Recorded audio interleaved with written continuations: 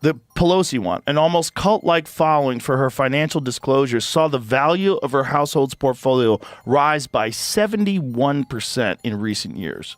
Like, that kind of trading is super unusual. Yeah. To make more than double the average gain of 24.9. So make more than 50%. That's crazy. Yeah. Nobody does that. On a recent episode of Joe Rogan's podcast, he didn't hold back, calling out Nancy Pelosi over the controversy around her stock trades that had already stirred up a nationwide reaction. But Rogan didn't stop there. He went after the entire political system for the chaos. His tone was direct, steady, and completely unfiltered. Okay, let's watch this because it's so funny. It's ridiculous. In fact, I very much support the stop the trading of members of Congress. Not that I think anybody's doing anything wrong. If they are prosecuted and they go to jail. But because of the confidence it instills in the American people, don't worry about this.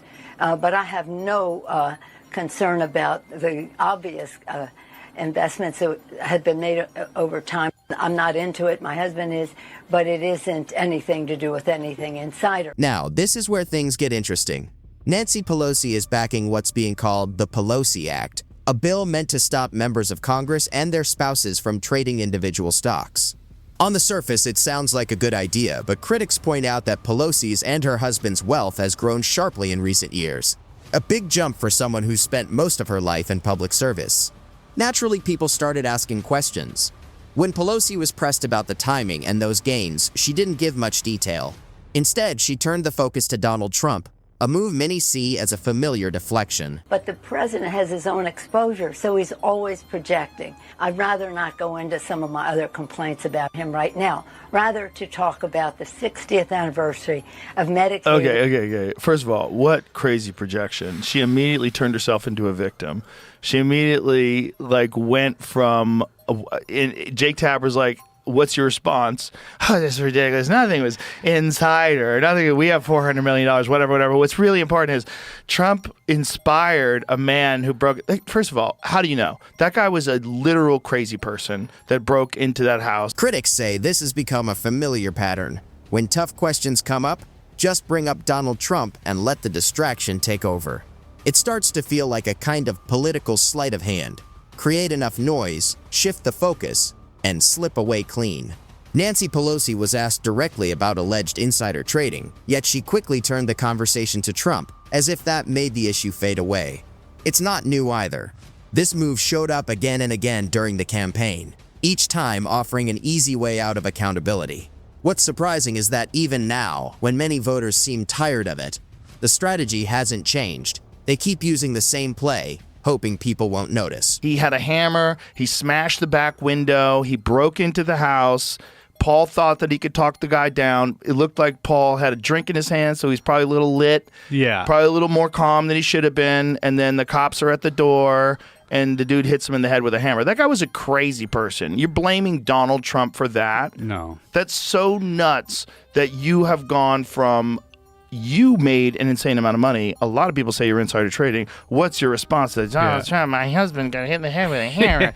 They're all black belts at Deflection. He thinks it's funny. You'll notice Jake Tapper didn't press Nancy Pelosi much further on the insider trading claims, something critics quickly pointed out. It seemed clear she didn't give a strong answer, at least nothing that would calm public doubts.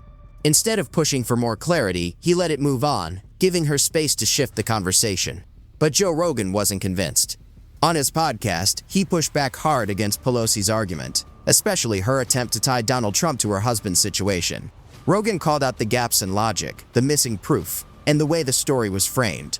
To him, it felt like classic political theater, a well-known figure avoiding tough questions while pointing the finger at a familiar name. There's a reason why that whole ability to trade stocks is still in position, and it's because they want it there. They make a ton of money. The general and they have public, all the insider information. So they have to figure out at what point in time is this too dangerous, and who's willing to make this a law? Who's willing to change this? And what politicians are going to sign on board for that? Because they're actually voting against their own self-interest. Lawmakers from both sides have slowed down the Pelosi bill for a pretty simple reason. Many of them could be affected by the same loopholes the bill is trying to close. Backing a ban on stock trading in Congress would mean giving up a financial advantage, so they hesitate. Instead, they stall, debate, and push it down the road. This isn't really about party lines or ideology, it's about protecting their own interests. That's why the bill keeps running into delays, excuses, and hesitation. People know what needs to change, but no one wants to be the first to act. Until transparency matters more than personal portfolios, this cycle is likely to continue. It's like they're playing chicken. Like, as long as they don't do it, Yeah. as long as they don't do it, then they can still make a ton of money. But if you look at the numbers, like if you look at like who's making money on the stock market, it is not all Nancy Pelosi. It is red, blue, red, blue, red, Yeah. blue. It's pretty much down the middle. Yeah, I mean, as long as you could skirt the legalities, why would you not take information that you have gained and try to utilize it to your improvement? And you're hanging out with Harry, the senator from South Dakota or whatever, and Harry's got a yacht. Like, how'd you get a yacht, Harry? Yeah. Like, you know, Bobby's got his own private jet. How'd you get your own jet, Bob? You're a congressman. Like, what are you doing? Nancy Pelosi isn't the only longtime politician accused of benefiting from stock trading, and as voices like Joe Rogan have noted, it's not just a Democratic issue. Across both parties, there are names, some widely reported, others talked about more quietly, whose trading activity raises questions. For instance, David Perdue, a Republican, was known as one of the most active traders in the Senate, buying and selling stocks connected to committees he served on. Sheldon Whitehouse, a Democrat, also faced scrutiny over trades made during sensitive periods, with some later criticized under disclosure rules tied to the Stock Act. Still, Pelosi often becomes the main face of this debate, likely because of her high profile and the size of her family's portfolio. That visibility makes her an easy focal point when people talk about the overlap between power, influence, and profit in politics. Okay. More than 20 members made almost double the S&P 500 average gain, which is crazy. Yeah. So you tell me it's like 0.5% more, but percentage more. Okay. David Rouser, Republican, North Carolina. Debbie Wasserman Schultz, Democrat, Florida. Ron Wyden, Democrat, Oregon. Roger Williams, Republican, Texas. See, that's the point. It's like, it's not blue, it's not red. It's just corruption across the board. They're all doing it. If you're making more than 50%, that's bananas. The Pelosi one, an almost cult-like following for her financial disclosures, saw the value of her household's portfolio rise by 71% in recent years. Joe Rogan doesn't stop at Nancy Pelosi when talking about the wider issue. He also points to other lawmakers who may have benefited directly or indirectly from the kind of access that comes with being in Congress.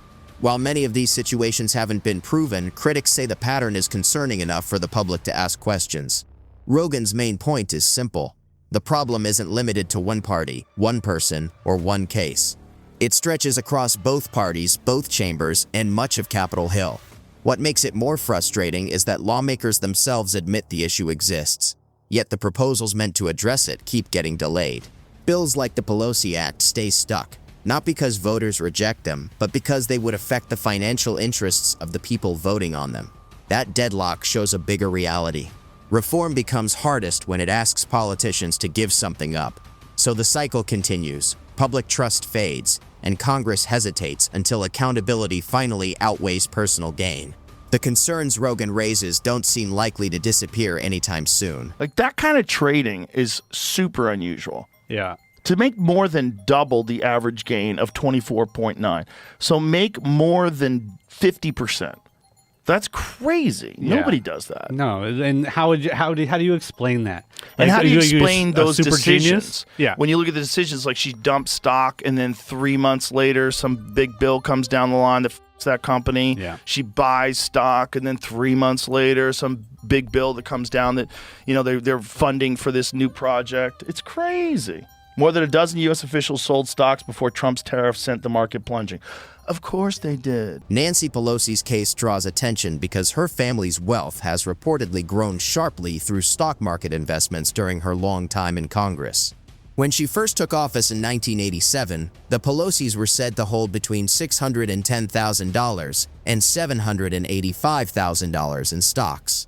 Today, those holdings are estimated to have risen to around $133.7 million. Her total net worth, including other assets, is often reported in the range of $250 million to $280 million. A large part of this growth is linked to active trading, especially in big tech stocks and call options. For example, in late 2023, the Pelosi's reportedly bought NVIDIA call options at a $12 strike price. That $2.4 million to $4 million position has since been valued on paper at over $7.2 million. In recent years, their portfolio has often outperformed the broader market, with one estimate showing a 54% return in 2024 alone, more than double major indexes and ahead of many hedge funds. Taken together, this rapid rise from modest holdings in the late 1980s to hundreds of millions today is why critics argue Pelosi's trading history looks more like that of a seasoned investor than a typical career public servant. How about that? And yet still, like, poor people are sitting here arguing about who's the better person. Like, it's f***ing wild. Like, they're all corrupt and they're all f***ing us. Well, some less than others. Some are allowing us to talk. Look, it's all weird, man, because this system is completely f***ed. It's completely f***ed. And we don't want it to be, and they want it to stay the way it is.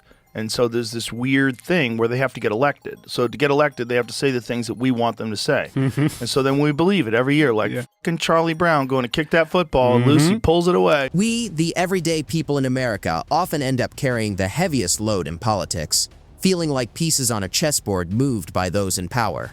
Politicians know how to appeal to emotions, shaping speeches and policies that sound exactly like what people want to hear. They promise hope, change, or security, messages designed to win votes and secure their positions. But critics say that behind closed doors, many of these same politicians may not fully stand by the policies they promote. Personal beliefs can take a back seat to political convenience, as long as the public stays satisfied. That means the issues affecting daily life, jobs, safety, and the economy can end up secondary to political performance. From Pelosi's stock trading scrutiny to broader claims of insider advantage in Washington, critics argue the system often rewards personal gain over public service. Lawmakers can shape narratives in ways that some say distract from accountability, while ordinary citizens deal with the consequences. Even proposed reforms like the Pelosi Act tend to stall, as lawmakers hesitate to support changes that could limit their own financial interests. Media figures such as Jake Tapper and Joe Rogan continue to highlight these concerns, yet meaningful reform remains difficult to achieve. Until Congress prioritizes transparency and accountability over personal enrichment, this cycle is likely to continue, leaving everyday Americans to bear the cost of decisions made far from public view.